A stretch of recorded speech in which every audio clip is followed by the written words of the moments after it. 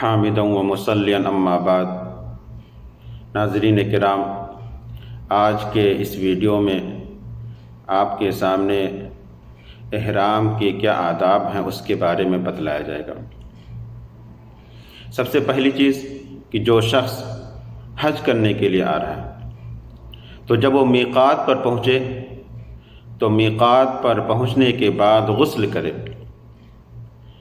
اور اس کے جو بال زائد بڑھے ہوئے ہیں ان کو ختم کر دے، یا اگر نہیں ہے تو کوئی ضرورت نہیں ہے۔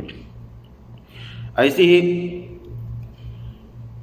نہانے کے بعد اگر اس کے پاس خوشبو ہے تو چاہے تو لگا لے چاہے تو نہ لگائے، لیکن احرام پہننے کے بعد خوشبو لگانا منع ہے۔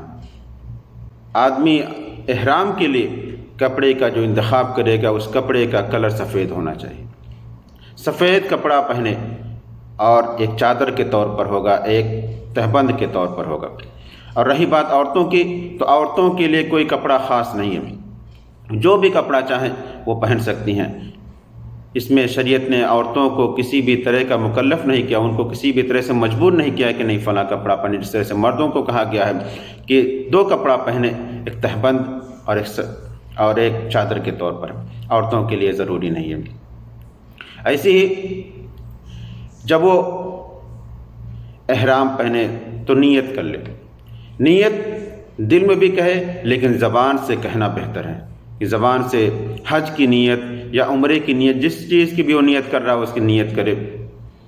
اور مستحب یہ ہے کہ فرض نماز کی ادائیگی کے بعد حج یا عمرے کی نیت کرے، اور جب نیت کر لے تو پھر اس میں تاخیر نہ کرے، وہاں سے میقات سے وہ خانہ کعبہ کے لیے، مکہ کے لیے روانہ ہو جائے۔ یہ ہے احرام کے متعلق کچھ آداب جو میں نے بتلائے ہیں۔ اللہ رب العزت سے دعا ہے کہ اللہ تعالی ہمیں نیک بنائے اور ہمارے حج کو حج مبرور بنائے۔ آمین۔ وآخر دعوانا ان الحمد للہ رب العالمین۔